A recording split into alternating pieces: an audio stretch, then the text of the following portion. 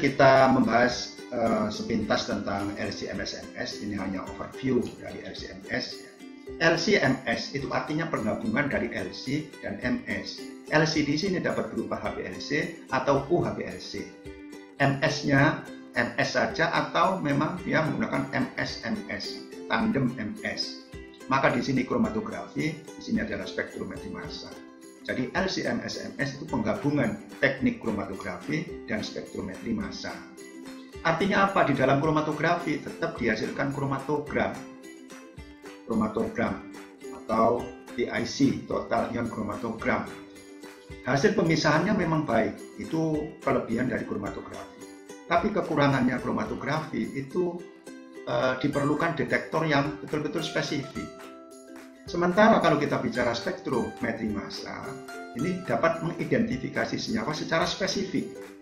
Tapi sangat sulit kalau kita gunakan pada senyawa yang tidak murni, campuran. Itu umum pada spektroskopi. Dengan menggabungkan kromatografi spektrometri massa, maka teknik analisis yang jadi unggul dalam pemisahan, juga identifikasi dan kuantitasi senyawa. Kalau kita menyuntikkan sampel di dalam kromatografi, maka di dalam kolomnya terjadi pemisahan berdasarkan misalnya polaritas. Nah, kemudian keluar sudah terpisah, maka sampailah pada detektor yang dalam waktu yang berbeda. Maka di sini nanti akan juga dipisahkan ya, berdasarkan masanya. Nah, maka penggabungan duanya adalah sesuatu yang sangat unggul. LC-MS itu merupakan teknik analisis yang ideal untuk laboratorium pengujian. Tapi kalau di industri farmasi saat ini, LC-MS belum ke arah rutin. LC-MS saat ini masih banyak digunakan lab-lab pengujian, khususnya uji bioavailability, bioekivalen. HPLC sejak tahun 70-an sudah menjadi method of choice untuk tujuan pemisahan, untuk analisis kualitatif, kuantitatif, pemurnian campuran senyawa organik, dan sebagainya, termasuk preparatif. Ada HPLC berkembang dengan UHPLC mampu memisahkan hampir semua jenis senyawa. Sementara MS dapat mengionisasi puncak-puncak terpisah dari HPLC dan menyajikan informasi struktur setiap puncak secara sensitif dan spesifik. Nanti dihasilkan kromatogram dan spektra massa. Jadi di sini signal, di sini ada MS-nya, di sini ada kromatogramnya yang dapat kita peroleh pada LC-MS. Keunggulannya sangat selektif. Pemisahan tidak hanya berdasarkan kromatogram, tetapi juga spektra massa. Ini sangat menguntungkan untuk analisis campuran analit dengan cemaran, metabolik, degradan, isomer dalam matrik sampel yang kompleks. Jadi kalau kita bicara sampel-sampel di obat, sampel-sampel di cairan biologis, dalam obat ini sekarang banyak mengandung impurities yang harus kita identifikasi, harus kita kuantitasi. Maka ke depan, maka LC-MS ini jadi unggulannya. Sebab kalau kita gunakan HPLC, detektor PDE pada konsentrasi kecil, maka itu sulit ya, karena sudah tidak bakal lagi. Maka ini ke depannya sangat bermanfaat untuk ke sana. Penggunaan baku internal isotop berlabel misalnya dapat membantu kontrol terhadap variabilitas pada pengujian kuantitatif. Sangat sensitif, noise-nya sangat rendah, bisa deteksi sangat rendah ya. Kalau LC-MS ini dibandingkan dengan metode yang lainnya. Juga sangat cepat, setiap analit tidak harus terpisah dengan sempurna pada LC. Tahap optimasinya lebih cepat. Kalau kita bekerja dengan HPLC saja, kita berusaha sedemikian keras untuk memisahkan analitnya ya, dalam puncak-puncak dengan resolusi yang memenuhi syarat. Tapi untuk LC-MS, kalau itu tidak bisa kita laksanakan, tidak kita laksanakan pun sebetulnya walaupun agak-agak numpuk sedikit itu masih bisa. Kelemahannya tentu mahal ya, mahal sih relatif ya. Harga instrumen dan biaya operasinya mahal. Yang sulit memang biaya operasional dan maintenance-nya. Demikian juga perawatan instrumen ini harus secara teratur dalam ruangan ya, yang sudah harus memenuhi syarat, listriknya harus betul-betul stabil. Ya. Bahan dan reaksi harus memiliki kemurnian yang tinggi. Rumit penanganannya, perlu analis yang khusus dan terlatih. Kenyataannya kalau kita bekerja dengan LC-MS harus tersedia memang SDM, analis yang khusus ya, yang menjalankan itu ya, sehingga tidak ganti-ganti analis. Tidak mudah mendapat kondisi ionisasi pada MS yang sensitif dan reproducible.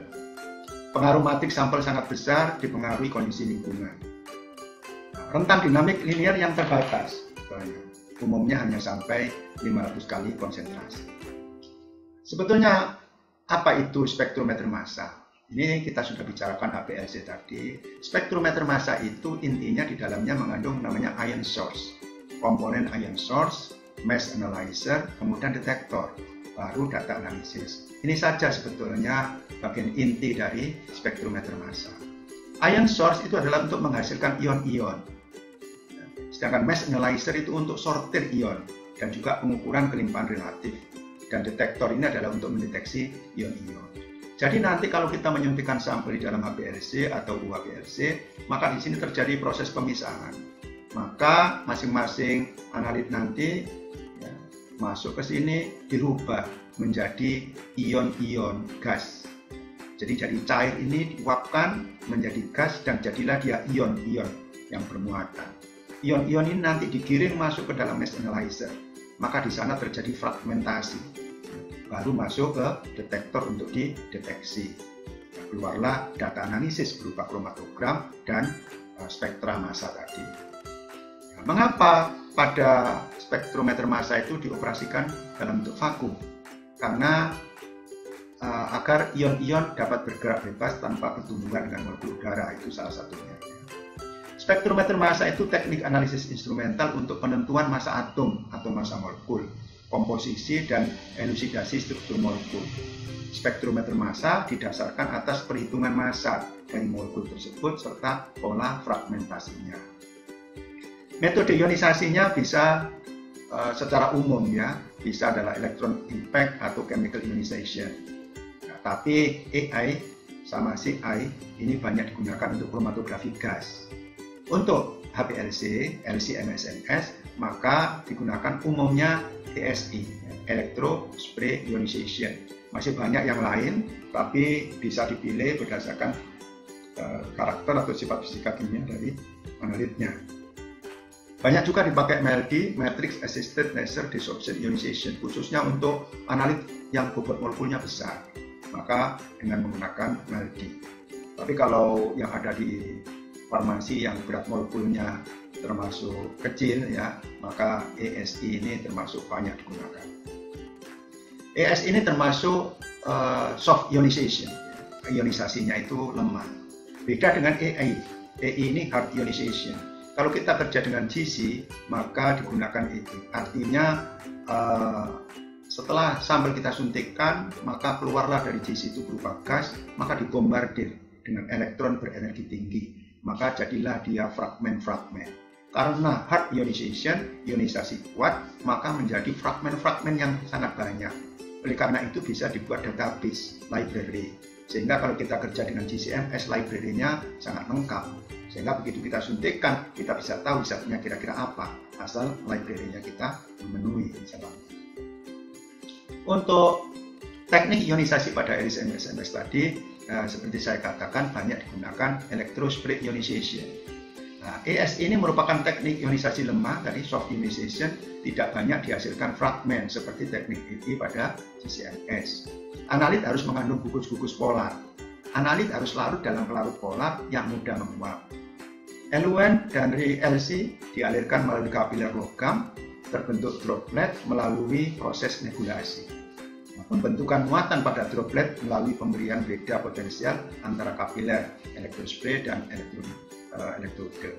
Jadi begitu keluar dari HPLC, maka disembur dengan gas, maka terjadilah nebulasi.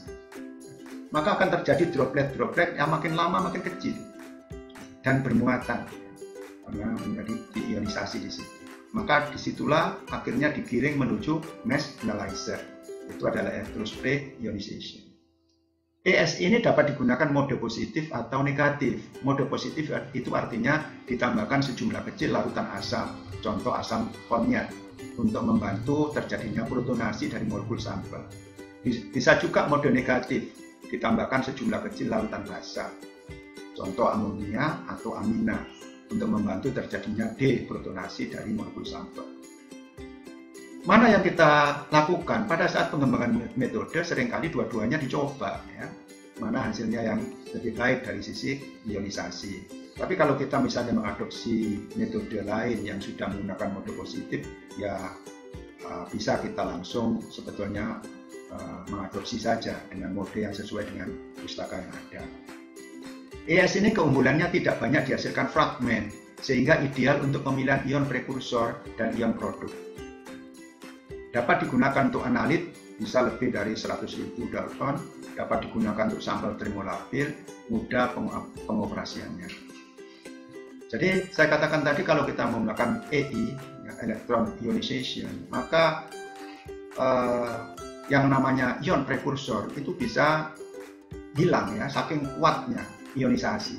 Tapi karena ES ini termasuk soft ionization, maka ion prekursor ini masih ada. Maka lebih mudah sebetulnya untuk identifikasi nanti. Kelemahannya tidak ada database fragmen, hanya sesuai untuk sampel polar. Harus larut dalam pelarut polar, sensitif terhadap matrix sampel, tidak linear pada konsentrasi tinggi. Dan kelemahannya juga sebetulnya ini nanti banyak terpengaruh dengan matrix sampel ini. Nah, ini yang matrix efek yang ada di dalam LC-MS ini yang harus kita optimasi dan kita validasi. Tipe mesh analyzer, ya, ada yang single quadruple misalnya, ada yang triple quadruple, ada yang lain pakai TOF, time of flight, MS. Jadi cukup banyak macamnya. Misalnya gabungan lagi LC, Q, TOF, MS. Jadi ada quadruple, ada time of flight. Secara umum saat ini yang paling banyak beredar di Indonesia adalah triple quadruple, paling banyak. Ini dipakai di lab-lab pengujian bioekivalen, ya, menggunakan triple quadruple ini. Triple quadruple ini sangat kuat dalam hal kuantitatifnya. Kalau kita lebih memilih ke arah kualitatif untuk identifikasi, maka mungkin time of flight pilihannya. Jadi time of flight ini banyak kita gunakan untuk kualitatif. Bagaimana kalau Q-TOF? Q-TOF itu berarti ya kualitatif, ya kuantitatif. Jadi resolusinya lebih tinggi. Akhir-akhir ini banyak sudah mulai beredar LC orbit trap MS. Apalagi kemarin ada kasus tindilitis ya, cemaran di ranitidin dan valsartan. Maka FDA menggunakan orbit trap yang memang high resolution MS di dalamnya. Quadruple mesh analyzer itu salah satu mesh analyzer paling sederhana dan sangat efektif, menggunakan batangan logam paralel demikian. Jadi analit kita tadi digiring ke sini, masuk ke celah-celah ini, masuk ke sini. Ini berarti single quadruple. Kalau nanti triple quadruple berarti ada 3 rangkaiannya. Jadi secara umum kalau kita sebut ESI triple quadruple LC-MS misalnya, maka yang kita pilih adalah ini ESI, kemudian yang kita pilih mesh analyzer-nya adalah triple quad, ya, UQQ atau TQD, itu nama lainnya. Bagaimana bedanya LC-MS dengan LC-MS-MS? Kalau LC-MS-MS dia menggunakan lebih dari 1 MS. Jadi kalau di sini inlet dari HPLC kemudian mengalami ionisasi, masuk MS pertama. Kemudian di sini bisa dipilih sebetulnya dari fragmennya. Kemudian di sini dimasukkan ke collision cell. Artinya di sini masih campur ya, kita bisa pilih. Itu pun masih kemungkinan campur. Maka kita masukkan di sini, disemburkan biasanya gas helium, maka terjadi tumbukan ya. Maka di sini dianalisa lagi di MS2. Jadi dia mengalami ionisasi 2 kali. Di sini ditentukan. Nah, di sini terjadi prekursor ion bisa kita pilih, di sini jadi produk ion. Kalau di sini jadi namanya parent ion, di sini adalah daughter ion. Maka kemudian dideteksi. Dan scanningnya macam-macam, bisa pakai full scan, bisa yang umum adalah misalnya multiple reaction monitoring. Maka bisa kita hasilkan spektra misalnya demikian, ya. Ada misalnya analisis ranitidin dengan LC MS-MS menggunakan electrospray ionization. Yang di sini berarti menggunakan triple quadruple. Dihasilkan seperti ini kromatogramnya seperti biasa. Nah, kemudian pada MS1 dihasilkan ini dan MS2 tadi dihasilkan ini. Maka identifikasi ranitidin berdasarkan ionisasi pertama dan kedua ini tadi ya. Ranitidin mengalami protonasi pada MS1 menghasilkan ion NH+ ini. M%-nya adalah 315,1. Kemudian pada MS2 dihasilkan 129,9 yang terdeteksi di MS2. Maka ini khas, hanya adalah spesifik untuk ranitidin. Saya kira demikian untuk HPLC teori dan instrumentasi. Terima kasih. Wassalamualaikum warahmatullahi wabarakatuh.